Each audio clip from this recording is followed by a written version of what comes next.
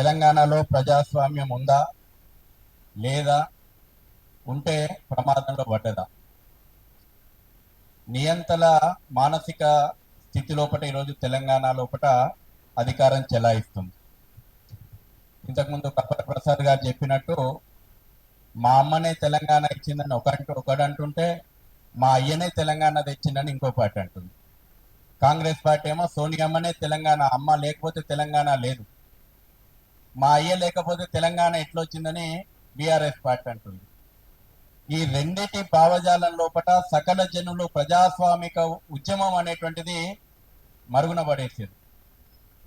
ఊరు వాడ ఏకమై తెలంగాణ ఆకాంక్షను ఏదైతే ఢిల్లీ వరకు చేర్చి వంట వార్పుల ద్వారా యావత్ 4.5 కోట్ల ప్రజానికం గొంతు ఏదైతే ఉందో, కవులు కావచ్చు, కళాకారులు కావచ్చు, రోజువారీ కూలి కావచ్చు, ఉన్నత వర్గాలు కావచ్చు, చదువుకున్నోళ్ళు కావచ్చు, చదువు లేనోళ్ళు కావచ్చు, అన్నిటికీ పరిష్కారం తెలంగాణ వస్తే సాధ్యము అని ప్రజలైతే ఉద్యమం చేసి సాధించుకున్నారు.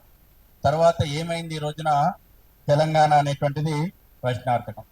సూటిగా పాయింట్కి వస్తా. నాకు కప్పల ప్రసాద్ గారు తెలంగాణ ఉద్యమంలోనే పరిచయం. రంగారెడ్డి జిల్లా లోపల ఊరూరు తిరిగినాం మేము. నేను ఒక విద్యార్థి నాయకునిగా, వారు ఒక జర్నలిస్టు నాయకునిగా తెలంగాణ ఆవశ్యకత గురించి ఊరూరు తిరిగి చెప్పి తెలంగాణ ఉద్యమంలో పాల్గొన్నాం. మురళీ మనోహర్ గారు ఉన్నారు ఇక్కడనే వేదిక మీద. 94 నుంచి నేను విద్యార్థిగా తెలంగాణ ఉద్యమంలో ఉన్నా. అప్పటికి కేసీఆర్ కూడా పుట్టలే, టిఆర్ఎస్ పార్టీ కూడా పుట్టలే. గోదావరి కృష్ణా తెలంగాణ సస్యశ్యామల యాత్ర ఏవీపీ చేసింది. ఆ రోజున విద్యార్థులుగా మేము బంగారు తెలంగాణ, సస్యశ్యామలమైనటువంటి తెలంగాణ ఆవశ్యకత గురించి చెప్పినాం. కానీ వాళ్ళు చూస్తుంటే బాధ అనిపిస్తుంటది. ఏమంటే ఓడోడిగా మేమే టీకేదారులం తెలంగాణకు. ఇక అసలు విషయం తుకుడే గ్యాంగులు. ఇవాళ తెలంగాణ తుకుడే గ్యాంగుల యొక్క ఎజెండా మీద ప్రతి ఒక్కరు మాట్లాడాల్సిన అవసరం ఉంది. ఎందుకంటే ఈ తుకుడే గ్యాంగుల చేతులలో తెలంగాణ పెడుతందుకు కాదు, తెలంగాణ ప్రజానికం పోరాడింది. అసలు అంబేద్కర్ మహనీయుడు ఆలోచన చేసిండు. వాస్తవానికి సెకండ్ క్యాపిటల్ గా తెలంగాణ ఉండాలని, హైదరాబాద్ ఉండాలని కోరుకున్నాడు. ఎందుకంటే ఇక్కడ ప్రజల యొక్క సంస్కృతి, ఇక్కడ ప్రజలు ఆదరించేటువంటి విధానము, ఇక్కడ ఉన్నటువంటి విశిష్టత గురించే తెలంగాణను, హైదరాబాద్ను రెండో క్యాపిటల్ గా చేయాలని ఆనాడే అంబేద్కర్ మహనీయుడు ఆలోచన చేస్తే, ఇవాళ ప్రతి ఒక్కరు ఆయన పేర్లు పెట్టుకొని ఏం నినాదాలు ఇస్తారండి? గో బ్యాక్ నినాదాలు. మా అయ్య జాగిరి అంటుండ ఒక ఆయన వచ్చి, వితండవాదం మంత్రి స్థానంలో కూర్చున్న ఆయన వచ్చి మా అయ్య జాగిరి అంటుండ. అందరు జాగిరి. కానీ మీ మానసిక స్థితి ఏమున్నది? తెలంగాణలో వాడు గో బ్యాక్, వీడు గో బ్యాక్. కొంతకాలం మార్వాడి గో బ్యాక్ నినాదం చేసిండ్రు. ఇప్పుడు పవన్ కళ్యాణ్ వస్తే దాన్ని ఒక పెద్ద ఇష్యూగా చేసేటువంటి ప్రయత్నం చేసిండ్రు. వీళ్ళందరి భావజాలం ఏంటంటే వేర్పాటువాద భావజాలం. ఈ వేర్పాటువాద భావజాలాన్ని నికార్సైనటువంటి తెలంగాణ వాదులు నిర్మోహమాటంగా వాడు ట్యాగ్ వేయాలన్నా, వాడు మనకు ట్యాగ్ వేయాలన్నా, నువ్వు సర్టిఫికేట్ ఇవ్వాలన్నా మాకు తెలంగాణ వాదులు ఎవడు తెలంగాణ వాదు ఎవడు కాదంటందుకు. మీరు పుట్టక ముందు నుంచి తెలంగాణ ఉద్యమంలో ఉన్నటువంటి వాళ్ళం ఎంతమంది త్యాగాలు చేసిండ్రు.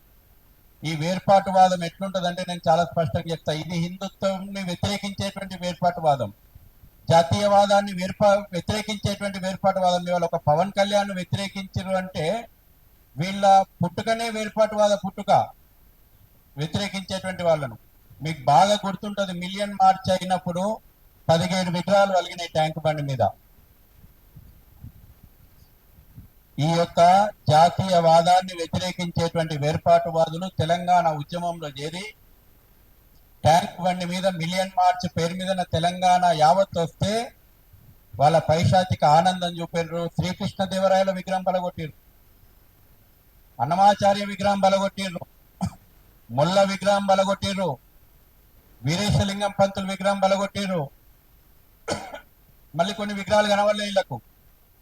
అంటే టార్గెట్ గా ఏ విగ్రహాలను బలగొట్టాలనో సెలెక్టెడ్ గా జాతీయవాదాన్ని టార్గెట్ పెట్టుకొని పనిచేసినటువంటి శక్తులు మిలియన్ మార్చిని మేము గుర్తించినాం. ఆ రోజే ఏబీవీపీ తరఫున మేము గలమెత్తినాం, ఈ రకమైనటువంటి వేర్పాటువాదం తప్పని చెప్పినాం. అంత పెద్ద ఉద్యమంలో ఒకట నిర్మోహమాటంగా చెప్పినాం, ఈ వేర్పాటువాదాన్ని తెలంగాణ ప్రజలు యాక్సెప్ట్ చేయరని చెప్పి తెలంగాణ ఉద్యమం లోపల ఉస్మానియా యూనివర్సిటీ లోపల మేము అందరం కూడా పనిచేసినాం. 38 కేసులు పెట్టుకున్నాం, 100 రోజులు జైళ్ళలో ఉండొచ్చినాం. ఏ రోజు కూడా ఈ శక్తులన్నీ కూడా అవకాశం దొరికినప్పుడల్లా తెలంగాణ ఉద్యమాన్ని వేర్పాటువాదం వైపు తీసుకుపోయేటువంటి ప్రయత్నం చేసి ఇదే తెలుగుదేశం పార్టీ ప్రజాప్రతినిధులు రాజీనామా చేసి వచ్చి ఆర్ట్స్ కాలేజ్ దగ్గరికి వస్తే వాళ్ళను బహిరంగంగా వాళ్ళ మీద అటాక్ చేశారు. ఇదే వేర్పాటువాద భావజాలం. తెలంగాణ ఉద్యమాన్ని డైవర్ట్ చేసేటువంటి టెక్నిక్స్, తెలంగాణ అంటే కేర హింసకు ప్రతిరూపంగా మార్చేటువంటి కుట్రలు మేము తీసుకుపోయినాం. ఇదే ఎర్రబెల్లి దయాకర్ రావును, ఇదే నాగేంద్రనాథన్ రెడ్డిని మా బళ్ళల్లో ఎక్కించుకుపోయి అసెంబ్లీలో దింపొచ్చినాం. ఇవాళ వీళ్ళు గొప్ప గొప్ప ఉపన్యాసాలు ఇస్తారు, స్వయం ప్రకటిత మేధావులుగా. వీళ్ళకు తప్పిగా తెలంగాణ లోపల మేధావులు ఎవరు లేనట్టు ఈ స్వయం ప్రకటితమైనటువంటి మేధావులు వచ్చింది. తెలంగాణ వచ్చిన తర్వాత త్యాగాలను గుర్తు చేయరు. త్యాగాలంటే చరిత్ర గుర్తొస్తుంది. త్యాగాలు తెలంగాణ ఉద్యమం, తెలంగాణ పోరాటం కేవలం ఈ బీఆర్ఎస్ పార్టీ పుట్టినాక గాల. నిజాంకు వ్యతిరేకంగా గ్రామము రోకల్ బండ్లో తారంపూడి సుత్తె పట్టి కొట్లాడింది తెలంగాణ. ఎందుకు కొట్లాడింది? ఇక్కడి సంస్కృతిని కాపాడుకోవడానికి కొట్లాడింది, ఇక్కడ అస్తిత్వం మీద కొట్లాడింది. తెలంగాణ వచ్చిన తర్వాత ఇదే వేర్పాటువాద భావజాలము, ఇదే తుకడే భావజాలం పోయి నిజాం సమాధి గులాంగిరి చేస్తారా మీరు? ఒక్కనాడు కూడా అసెంబ్లీ ముందర ఉన్నటువంటి సర్దార్ వల్లభాయ్ పటేల్ విగ్రహానికి పూలమాల వేయడానికి మనసొప్పని మీ భావజాలం, ఒక్కనాడు కూడా సెప్టెంబర్ 17 పోరాటాన్ని స్మరించడానికి ఒప్పుకొని మీ భావజాలం నిజాం సమాధికి స్థలం కొడుతుంది. ఎక్కడో టర్కీలో నిజాం వారసుడు చచ్చిపోతే ఇక్కడికి తీసుకొచ్చి అధికారిక అంత్యక్రియలు చేస్తారా మీరు? ఈ భావజాలాన్ని మనం అర్థం చేసుకోవాలా. ఈ రోజు కూడా ఆ భావజాలము పెట్టయిపోతా ఉంది. కాబట్టి ఇంతకుముందు చెప్పిన అనేక విషయాలు ఎంఐఎం, నేను వాటి జోలికి పోను. కానీ ఈ రోజున ఏ తెలంగాణ ముసుగేసుకొని అది నక్సలైట్ భావజాలం, వీళ్ళ పిల్లలు మాత్రం కార్పొరేట్ కంపెనీలలో జాబులు చేయాలా. ఇక ఈ కోదండరాములు, ఆ నాగేశ్వర్లు, ఇక పేర్లు ఇక చాలా పెద్ద లిస్ట్ ఉన్నది, టైం లేదు. వీళ్ళు మాత్రం మంది పిల్లలు మాత్రం నక్సలైట్లలో చేరాలి. నేను మొన్న డిబేట్లో అడిగినా, నీ పిల్లలు ఏం చేస్తున్నారు చెప్పు, ఏ కార్పొరేట్ కంపెనీలలో పనిచేస్తున్నారు చెప్పు, ఏ అమెరికా సామ్రాజ్యవాదం లోపల పనికి జాబుకు పంపించినవు చెప్పు. తెలంగాణ లోపల దారి తప్పించేటువంటి ఉద్యమాలను చేసినటువంటి లేరు. ఈ రోజు కూడా అవే కుట్రలు చేస్తా ఉన్నారు. ఇది కేవలం మనకు పైకి కనిపించేటట్టు పవన్ కళ్యాణ్ వస్తే వ్యతిరేకించారు, పవన్ కళ్యాణ్ వ్యతిరేకించారు అంటే వీళ్ళకి సనాతన ధర్మం గురించి గట్టిగా మాట్లాడతాడు, హిందుత్వం గురించి గట్టిగా మాట్లాడుతున్నాడు కాబట్టి వీళ్ళు వ్యతిరేకించాలా. ఈ రకమైనటువంటి విషయాలపైన ఇప్పుడు తెలంగాణ సమాజం లోపల మన ముందర ప్రశ్న ఉంది, మనం గట్టిగా మాట్లాడాల్సిందే. లేకపోతే ఈ తుకడే గ్యాంగులు తెలంగాణను వశం చేసుకోవాలని కలలు కంటుడు.